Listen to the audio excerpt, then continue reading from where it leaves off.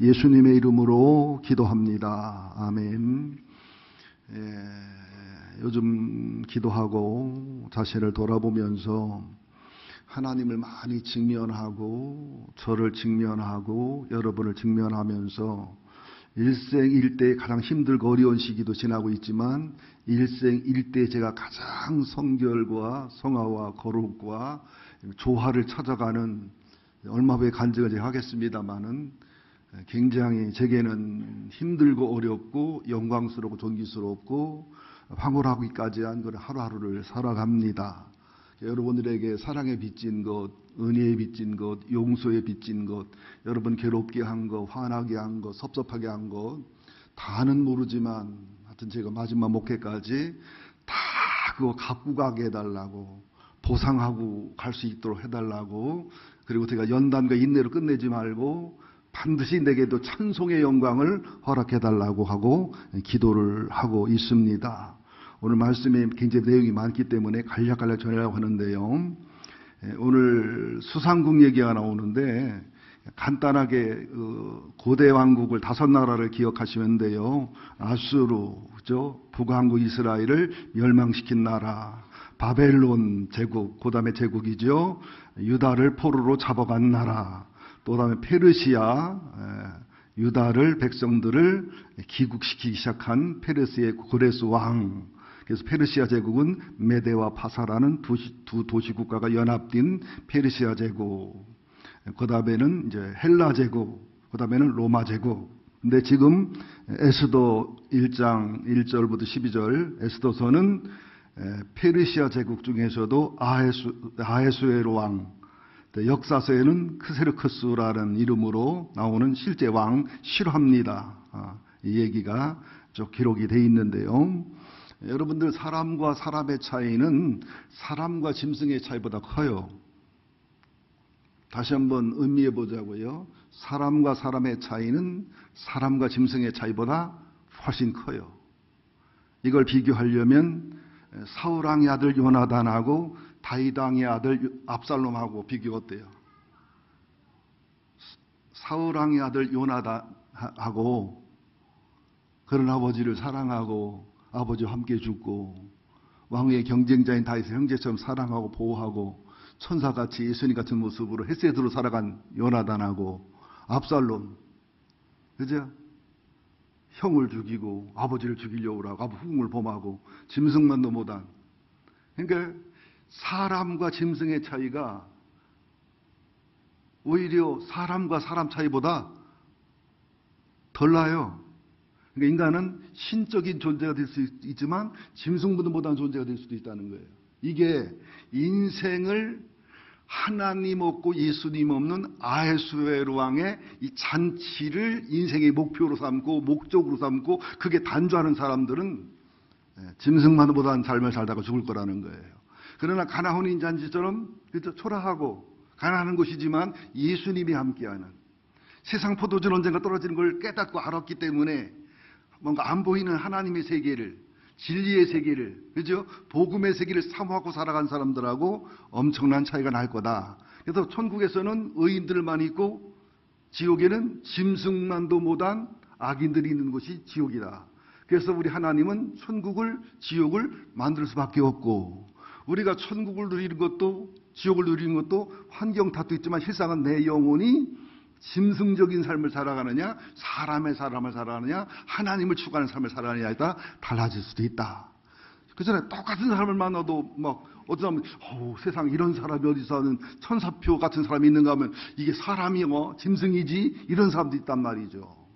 오늘은 여기 짐승이 안 계시고 사람만 계시기 때문에 맘 놓고 설교하겠습니다. 이 설교 시험들 은혜 받으면 짐승의 영이 있는 사람이다 생각하시면 됩니다. 자, 이제 수상궁에서 잔치한다 그랬는데 당시 페르시아 제국인데요.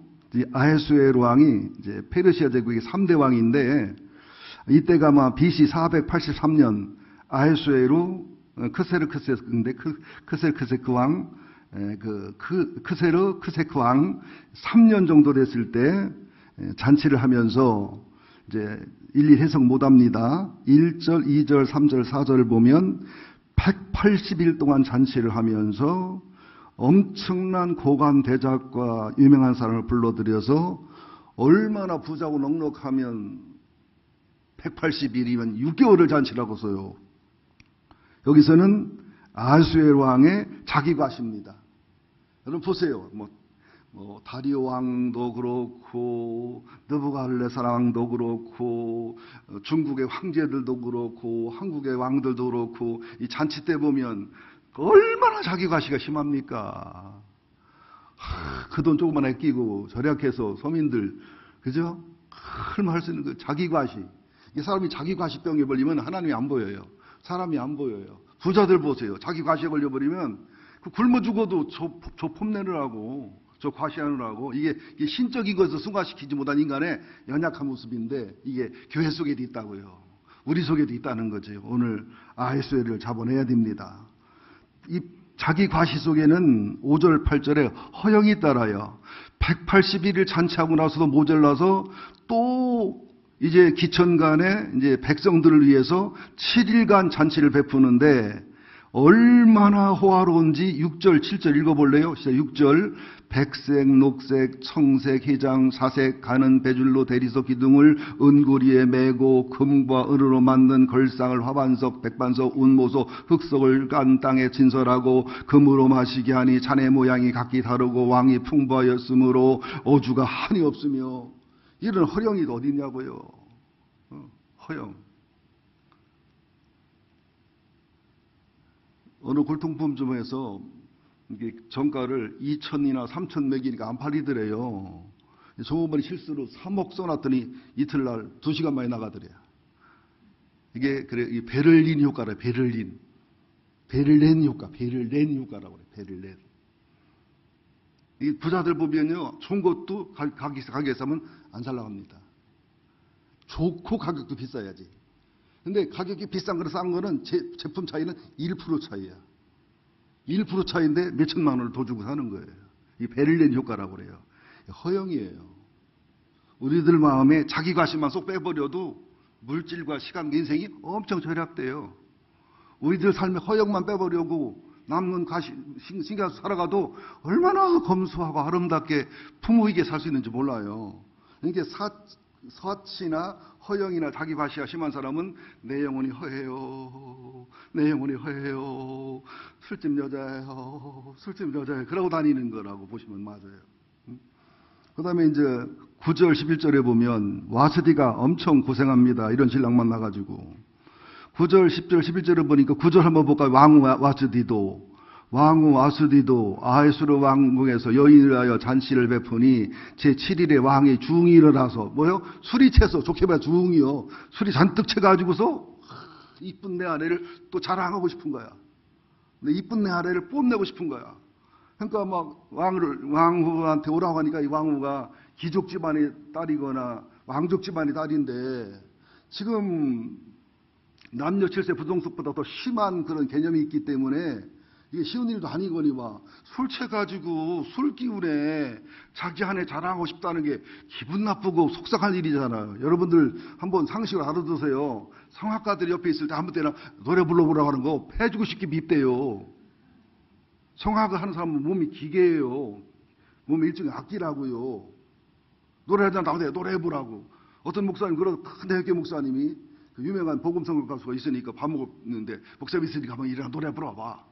하긴 한데 대체 똥씹을 얼굴로 하더라고요. 교만에 그런 게 아니에요. 근데 아무 때나 안 해보고 갖추고 나오라면 이게 실제로 보면 와스디가 지혜로우지 못한 겁니다. 이런 변덕스럽고 이런 절대 왕한테는 성질나도 일단 나가서 말 듣고 나중에 침실에서 꼬집어 가면서 야 이 새끼야 생각 있냐 없냐 미리 전화하고 와야지 이렇게 했어야지. 예. 이거 나중에 쫓겨나잖아요. 그러니까 12절에 보니까 뭐라고 그래요? 왕후 와스디가 내시가 전하는 명령을 따르기 싫어하니 왕이 진노하여 마음속에 불붙는 것 같더라. 아니 6개월 잔치하고 또 7일 잔치하고 그 동성과 사랑을 드러놓고 끝이 뭐요? 분노와 증오와 이혼과 와스디 쫓겨남과 나라 홀랑 뒤집어지는 사건이에요. 이게 세상 잔치입니다. 가만히 보세요. 대통령 당선됐다고 막 그냥 뭐 팡팡 불리고 난리치면 나는 뭐가 연상돼요? 끝날 때 감옥 가는 게 연상이래요. 그죠? 여러분 안 그래요? 장관됐다고 그러면 저 끝날 때 감옥 가면 어떡하나. 10점 팔고 그러잖아요. 이게 세상의 잔치예요. 세상은 자기 과시, 허영, 자랑, 분노, 진노, 허무, 공허함, 두려움 이것 빼면 없어요. 이거를 빨리 터득할수록 훌륭하고 허무하지 않고 인생을 바르게 살 수 있다는 걸 기억하시기 바랍니다. 이거에 반해서 초라하지만 가난한 이스라엘의 가나온 인자한테 한번 살펴보자고요. 요한복음 2장. 성경이 많기 때문에 빨리빨리 진행하는 거 이해하세요. 144쪽. 144쪽. 요한복음 2장 1절부터 시작.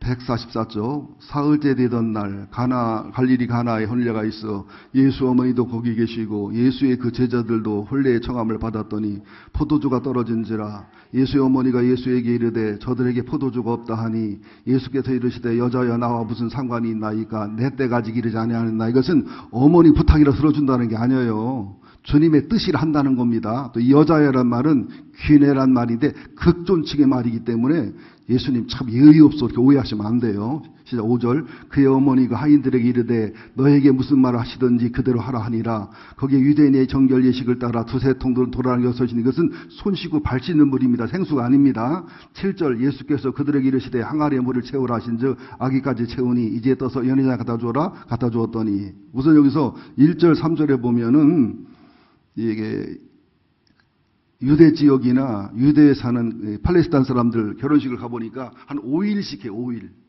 일주일.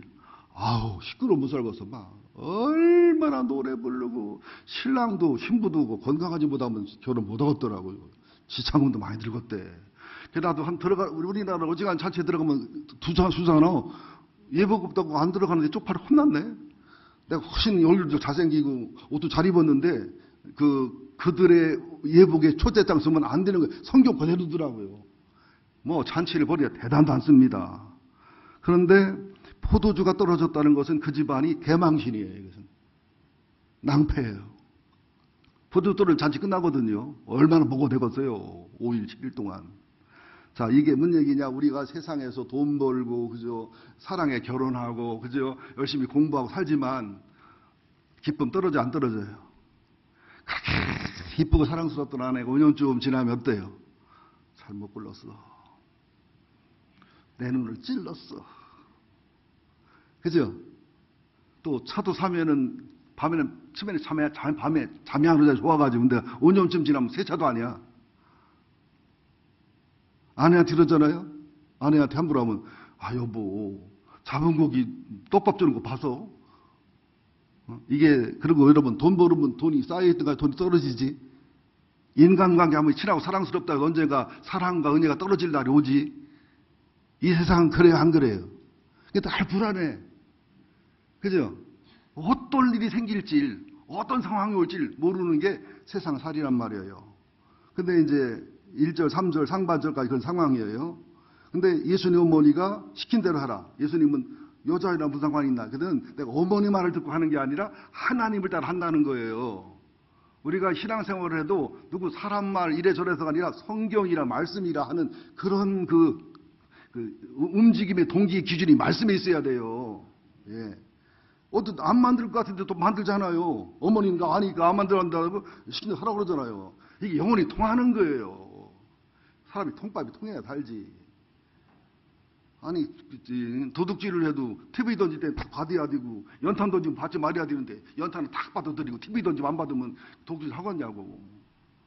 마리아와 예수님은 영혼의 대화가 됐던 분이란 말이죠. 자, 근데 포도주를 이제 퍼다주는데 물을 아구까지 채운다는 것은 우리 신앙이 뭐 기도든 예배든 뭐든 하나님의 때 하나님 방법에 한계가 있어요. 그걸 채우셔야 돼요. 기도응답도 하나님의 때 하나님 방법 일할 수 있는 분량이 있어요. 기도의 분량. 충성도, 봉사도, 인내도, 용서도 근데 사람들이 그 인내와 용서와 하나님의 때 방법을 올 때까지 하나님은 분량을 안 채우고 내가 머리 계산해서 될라나? 안 될라나? 될라나? 안 돼. 이 짓을 하지. 묵묵하게 하나님의 분량을 채워서 하나님 말씀대로 인내하라면 인내하고 연달하라면 연달하고 소망하라면 소망하고 용서하면 용서하고 사랑하면 사랑하고 기다려 이걸 안 해. 그냥 머리빡을 따지느라고 이게 연회장은 포도주를 먹으면서도 모르잖아. 근데 일꾼들은 알잖아요. 믿습니까? 차라리 요한복음 2장 설교에 날 뻔했다. 9절 해보세요. 9절 시작. 연회장은 물로 된 포도주를 맛보고도 어디서 나는지 알지 못하되 물떠온 하인들은 알더라. 이게 신앙이에요. 그게요. 여러분 잘 들어보세요. 신앙의 학습이 필요해요. 성경만 읽으셔야 돼요. 알아야 돼요. 성경 공부하셔야 돼요. 북클럽에 들어오셔야 돼요. 좋은 서적도 읽으 학습이 돼야 돼. 학습. 또 인간관계를 통해서 상황을 통해서 배우셔야 돼요. 깨달으셔야 돼요. 학습. 그런데 그 학습된 것을 생활 속에 실천하고 그래서 성령을 따라 실천하고 적용을 하면서 그것이 학습된 것이 실제로 깨달아졌을 때 영적 지식, 생명의 지식, 살아있는 지식이 돼요. 학습된 건 옛 지식이고 학습을 실천하고 적용해서 이게 맞는 것은 새 지식이 되는 거예요. 어느 목회자고 학습된 옛 지식과 체험한 새 지식을 동시에 전해야 됩니다. 목회자님들이 자기 얘기하면 오해받을까 안 하는 것도 설교 잘못된 겁니다. 또 옛 설교도 해야 되지만 간증자와 체험자의 옛 간증도 해줘야 됩니다. 여러분 다 옛 것이에요. 다 두 개 다. 새 것이든 옛 것이든 여러분은 그걸 가져다가 여러분이 실천해서 삶 속에서 적용해서 깨달았을 때 그것이 새 것이 되는 거예요. 그러니까 새 것이 많은 성도는 옛 것과 새 것을 말씀을 전할 때 신나게 은혜가 됩니다. 맞다고요. 아멘이다고 맞다고 아멘이다고 이렇게 되거든요. 그래서 설교 안 지루해요. 말이 거칠어도 와사비 쳤구나 그러지 또 절한다고 또 변병나 이렇게 안 된단 말이죠. 자 그러면서 9절 하반절에 연회장이 뭐라고 말합니까? 10절 말하되 사람마다 먼저 좋은 포도주를 내고 취한 후에 놔둔 것을 내거든 그대는 제가 좋은 포도주를 두었다니라. 자 어때요? 하나님 없고 예수 없는 아하수에로 왕의 수상궁의 잔치는 어마어마한 잔치였지만 천국 같은 잔치였지만 결론이 어때요? 자기 과시, 자기 자랑, 허영, 분노, 진노 이거였죠. 근데 예수는 흔히 잔치를 어때요? 초라했잖아요. 포도도 떨어져서 낭패도 있었지만 어때요? 정말로 평안, 은혜, 사랑 그리고 갈수록 더 행복, 갈수록 더 기쁨, 갈수록 더 즐거움.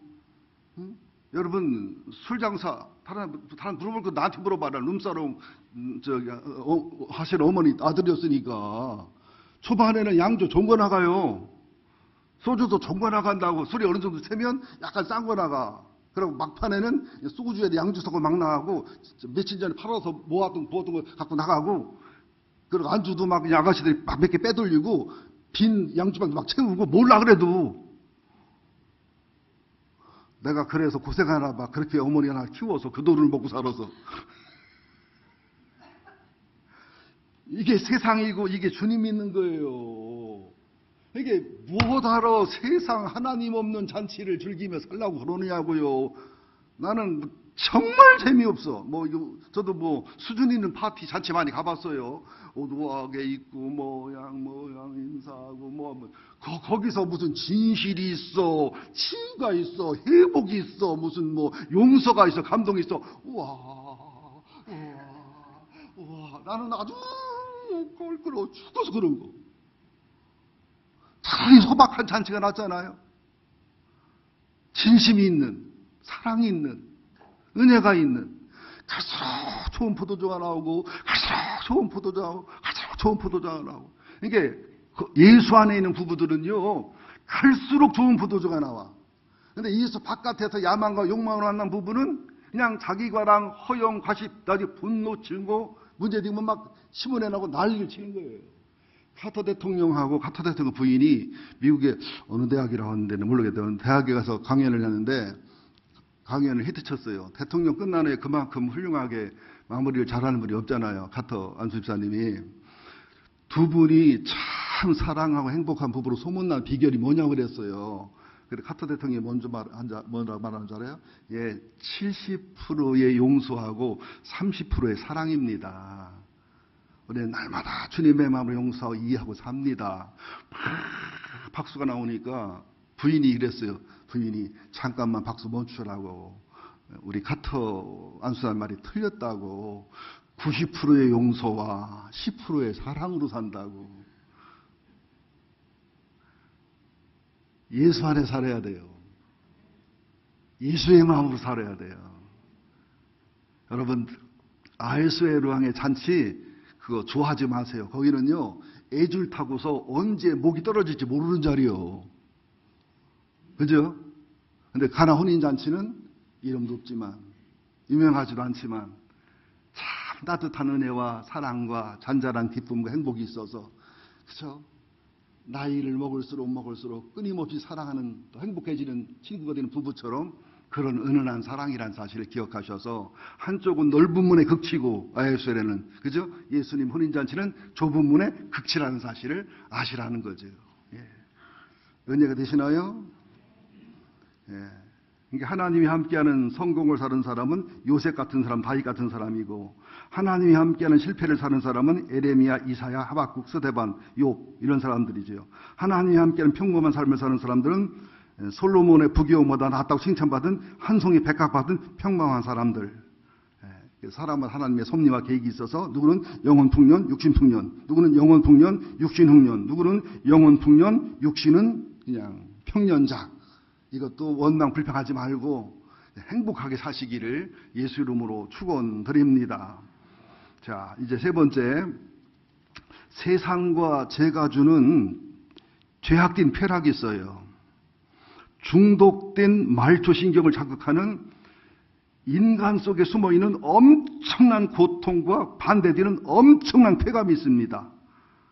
사람 속에는요, 지옥 같은 고통이 들어있고 마치 천당 같은 쾌락이 들어있는데 실상은 세상과 죄와 사단이 주는 쾌락과 기쁨은 지옥 가서 누릴 고통의 연습이고 하나님이 주는 복음이 주는 신앙이 주는 기쁨과 행복은 하나님이 주는 영원한 영광과 영생과 삶 속에 누리는 의미와 목적이 바른 삶을 얘기합니다. 마태복음 7장 13절 14절에서는 좁은 문으로 들어가라. 멸망으로 인도하는 문은 그 길이 넓어 그리로 들어가는 자가 많다. 생명으로 인도하는 문은 문이 좁고 길이 협착해서 찾는 이가 적다. 그러니까 예수를 믿는 게 왜 좁은 문이냐면 힘들어 좁은 문이 아니에요. 우리는 죄인이고 악인이고 환자다 보니까 예수님 말씀 지키는 게 힘들게 느껴져. 괴롭게 느껴져. 우리 본성이, 사랑이 본성이 안 맞아요. 미움이 본성이 맞지. 구제가 본성이 안 맞아요. 뺏는 게 본성이 맞지. 예? 아에스레의 잔치가 본성이 맞지. 가나안 혼인 잔치 본성이 안 맞는 거예요. 우리 이미 죄인이라, 죄를 져서도 죄인이 됐지만 죄인이라 죄를 짓는 거예요.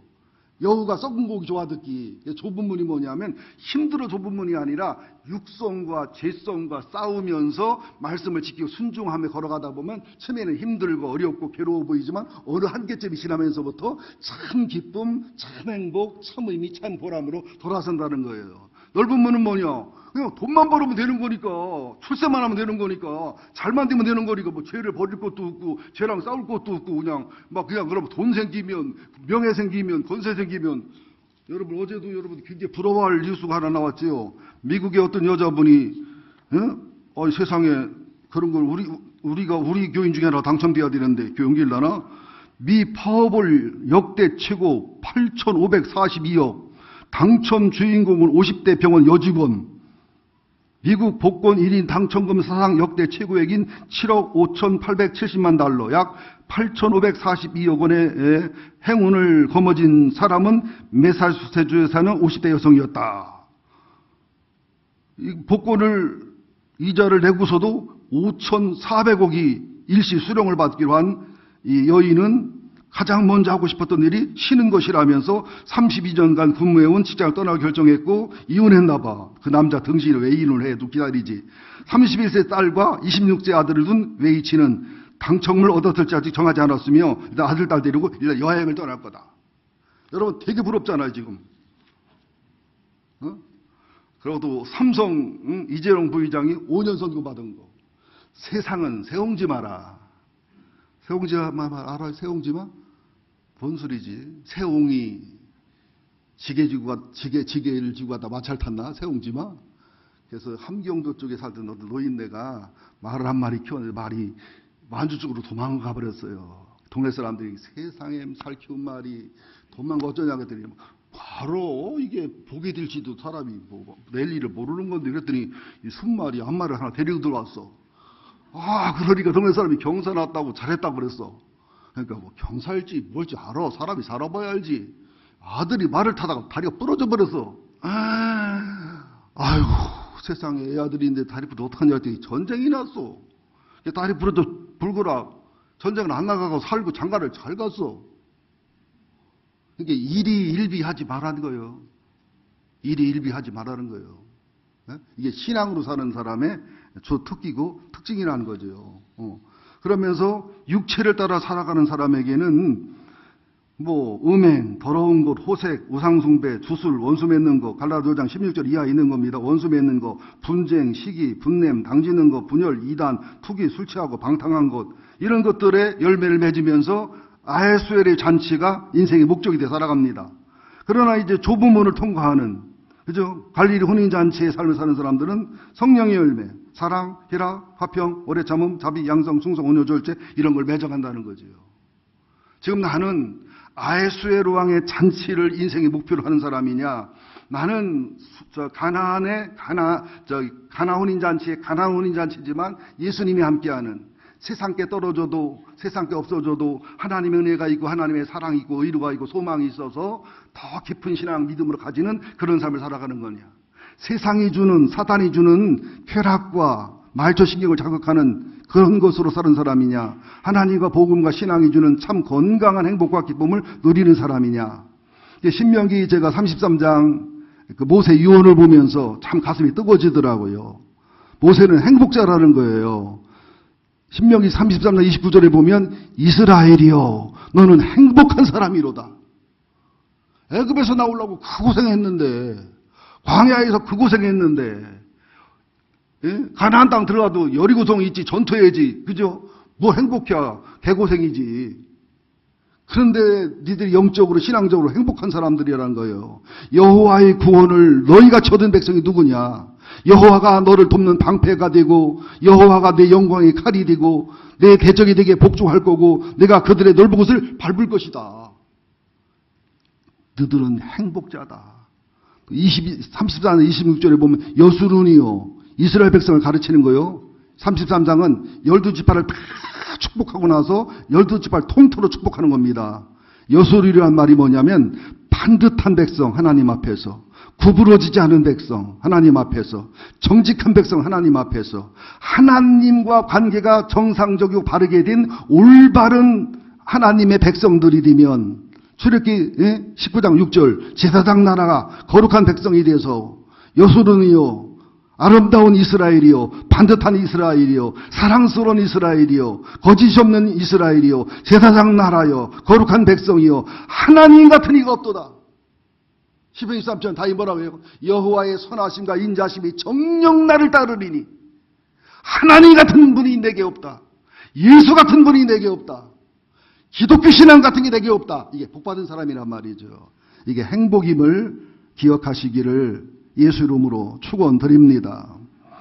어느 부자 아빠가 착각을 했어요. 자기 부유함과 잘 사는 걸 자랑하고 싶어서 정신건강이 바르고 똑똑한 아들을 7살 아들을 데리고서 아빠가 얼마나 부자인지 아들이 얼마나 잘 살고 있는지를 보여주기 위해서 가난한 친구가 사는 시골 농자로 데려갔습니다.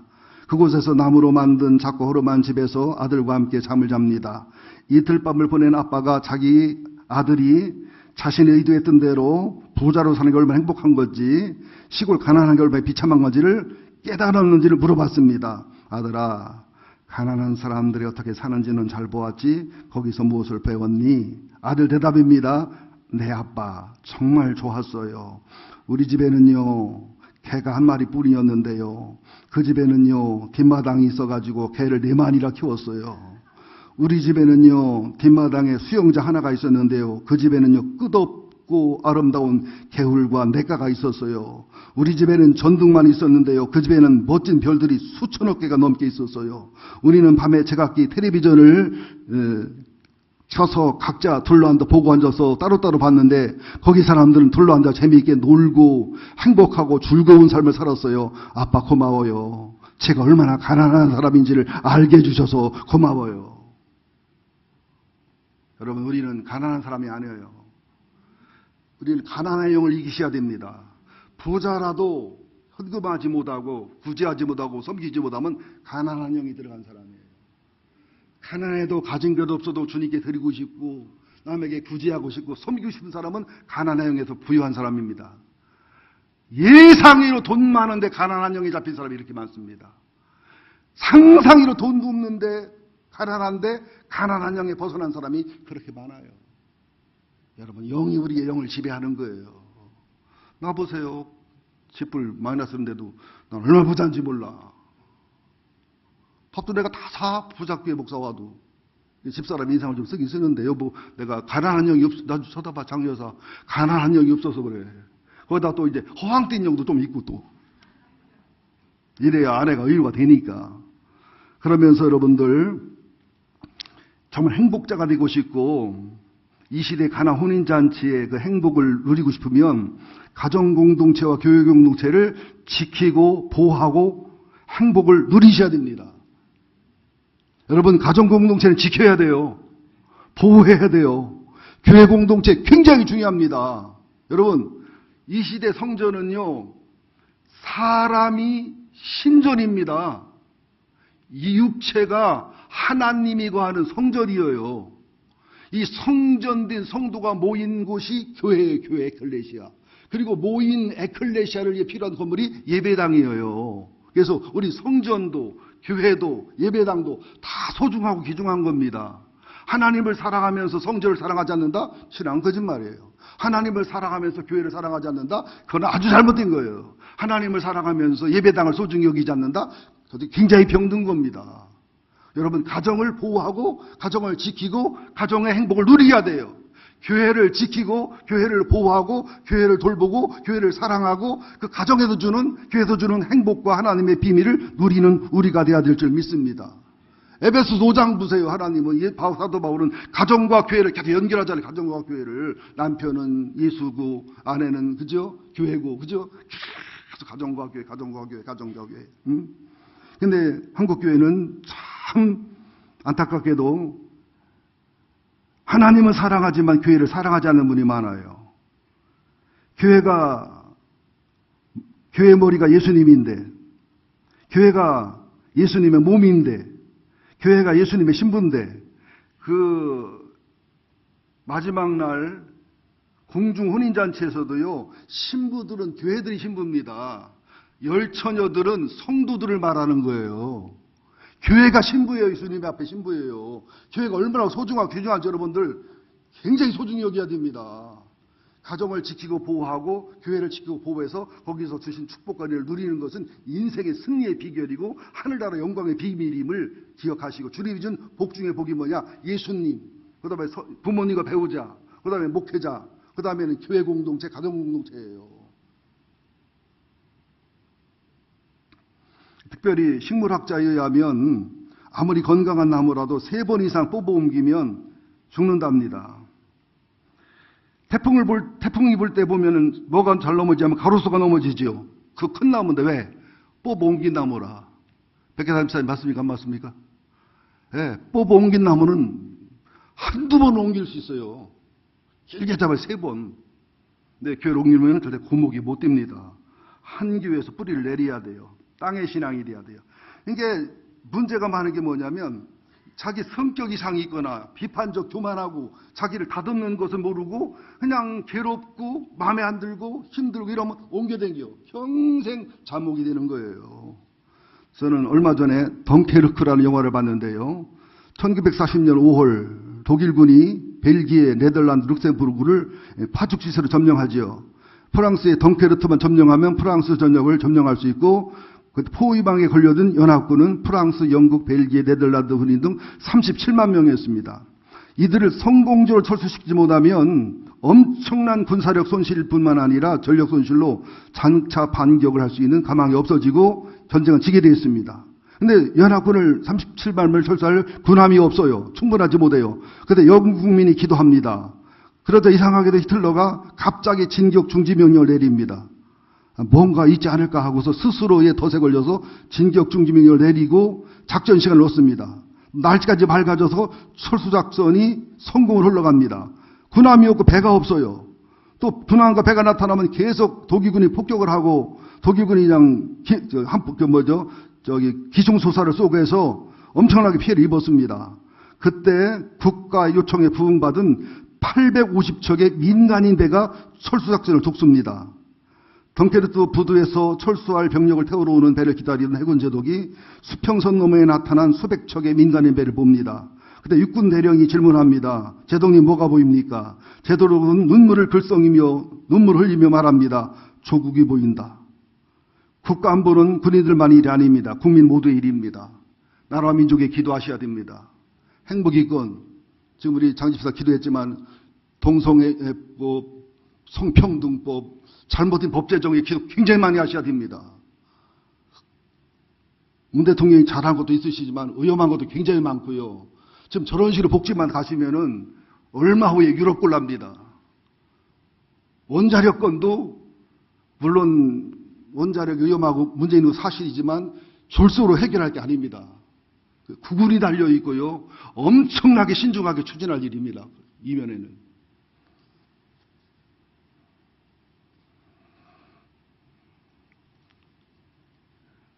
자, 여러분들 말씀을 정리하자고요. 인생길은 하나님 없는 잔치인 수산궁의 잔치가 있고 예수님이 함께하는 가나 혼인잔치가 있습니다. 나는 어느 잔치를 목표가 살아가는가. 또 인생길은 하나님이 없는 넓은 문에 쾌락이 있고 예수와 함께하는 좁은 문에 기쁨과 행복이 있습니다. 또 성도들의 길은 참 행복, 참 기쁨을 누리는 모세의 유언에 너는 행복자로다를 누리며 살아야 됩니다. 또 성도들은 가정공동체 교육들을 보호하고 지키면서 거기서 주신 것을 누려야 됩니다. 이 시대의 성도의 사명은 뭡니까? 교회 사명은 뭡니까? 나의 사명은 뭡니까? 덩케르트 영화를 보면서 우리의 사명에 목숨을 거는 우리가 되어야 될 줄로 믿습니다. 기도하겠습니다.